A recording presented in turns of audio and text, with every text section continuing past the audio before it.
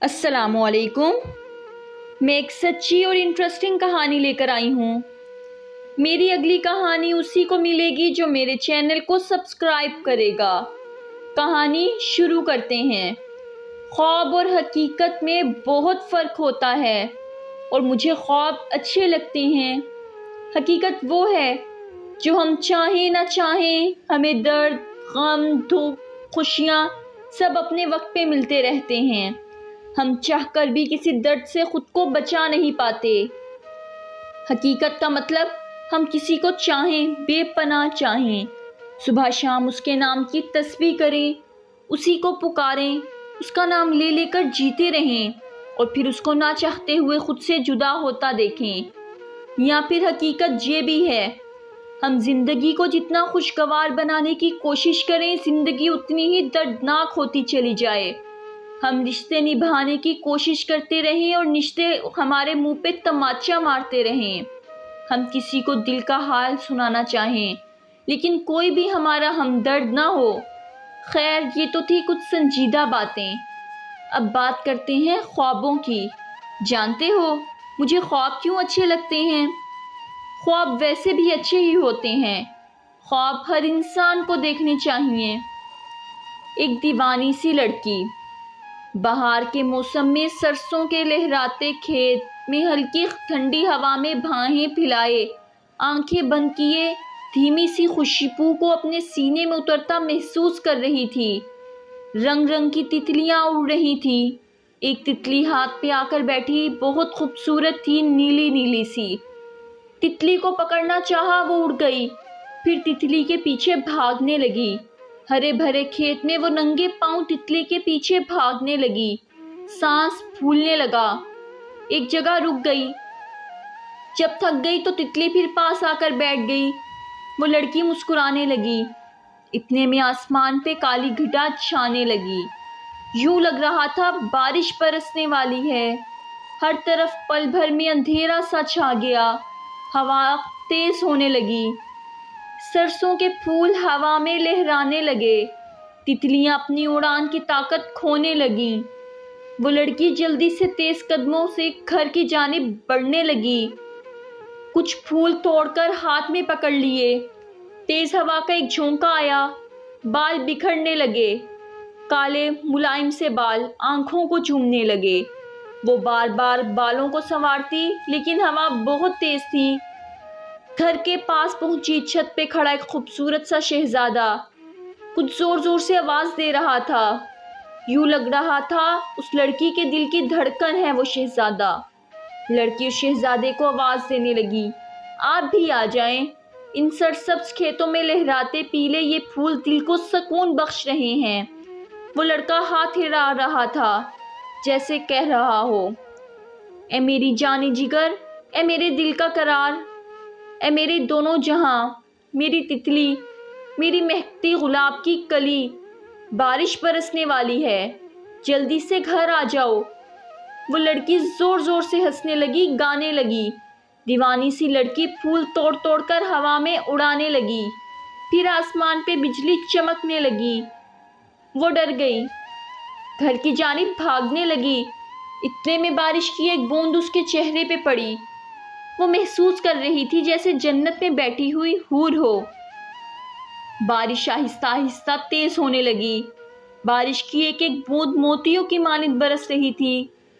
وہ بارش میں جھومنے لگی، زور زور سے ہنسنے لگی۔ اس کی مسکراہٹ جیسے کوئی پری آسمان سے اتری ہو۔ پانی اس کی پلکوں سے ٹپکنے لگا، وہ بھیگ چکی تھی۔ ننگے پاؤں وہ بارش کے پانی میں ٹپ ٹپ کرتے ہوئے چلنے لگی۔ بارش میں بھیگنے سے اس کو سردی محسوس ہونے لگی۔ اتنے میں وہ شہزادہ پاس آیا۔ ارے میری پاگل، بیمار ہو جاؤ گی، اس بارش میں تم کو ہمیشہ سردی لگ جاتی ہے۔ وہ لڑکی اس شہزادے کی آنکھوں میں دیکھنے لگی۔ ہائے اللہ جی، آپ ہیں نا میرے ساتھ، مجھے کچھ نہیں ہوگا۔ وہ شہزادہ اس کا ہمسفر تھا۔ اس کا ہاتھ پکڑ کر گارڈن میں کھڑے ہو کر بارش کو انجوائے کرنے لگی۔ جب ٹھنڈ سے کانپنے لگی تو شہزادے کی طرف دیکھ کر بولی، اب میں تھک گئی، مجھے بہت سردی لگ رہی ہے۔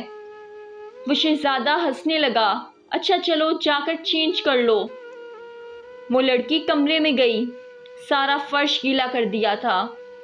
شہزادہ فرش پہ پوچھا لگانے لگا، میری دیوانی سی جان، بالکل بچوں سی حرکتیں کرتی ہو۔ اتنے میں وہ چھینکنے لگی۔ شہزادہ کہہ لگا کر ہنسنے لگا، مجھے پتا تھا نا سردی لگ جائے گی، لگ گئی نا، میری بات کب سنتی ہو بھلا، پاگل دیوانی۔ وہ لڑکی چینچ کر کے کمبل میں خود کو لپیٹ کر ہیٹر کے سامنے بیٹھ گئی، چھینک لگ رہی تھی۔ شہزادہ پاس آ کر بیٹھا، گیلے بالوں کو ٹاول سے سکھانے لگا۔ وہ کانپ رہی تھی، بالوں کو سکھا کر کچن میں گیا، گرما گرم چائے بنا کر اس کے پاس آیا۔ پاگل، یہ لو چائے پی لو، سکون آ جائے گا۔ وہ لڑکی کی آنکھوں کو چوم کر بولا، کبھی میری بھی بات مان لیا کرو، اب لگ گئی نا سردی۔ لڑکی ہلکا سا مسکرائی، اچھا سوری نا، مجھے اب نیند آ رہی ہے۔ لڑکے نے باہوں کو پھیلایا، اچھا آجا، سو جا کر۔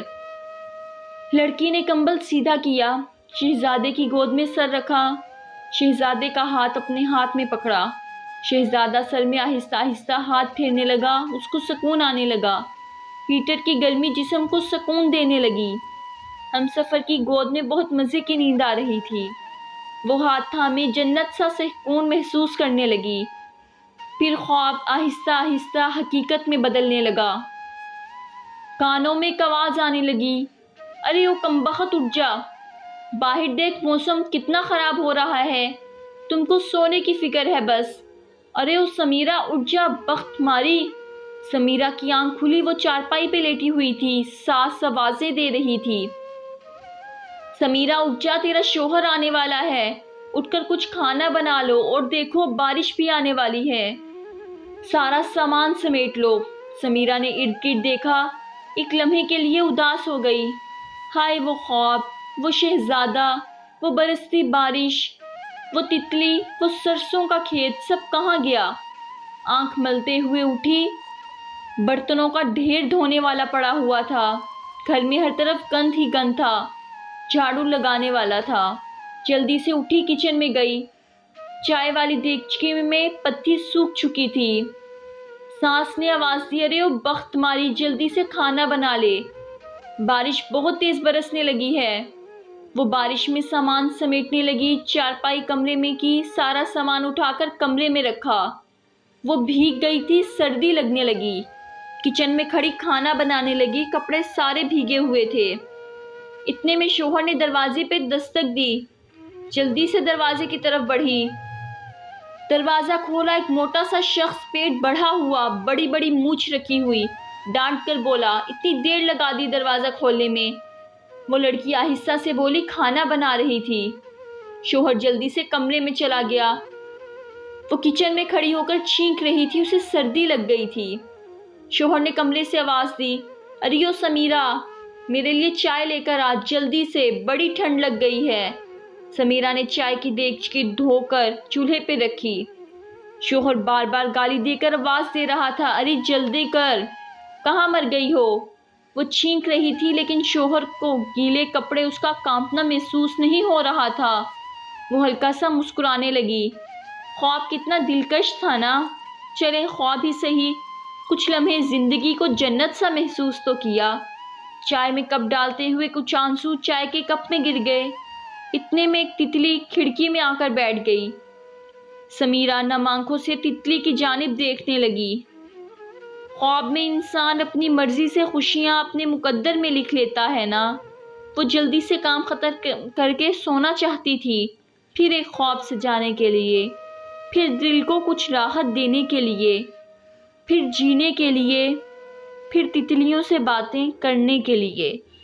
یہ تھی میری آج کی کہانی۔ مجھے امید ہے کہ آپ کو پسند آئی ہوگی۔ پلیز لائک کریں، کمنٹ کریں اور اپنے دوستوں میں زیادہ سے زیادہ شیئر کریں۔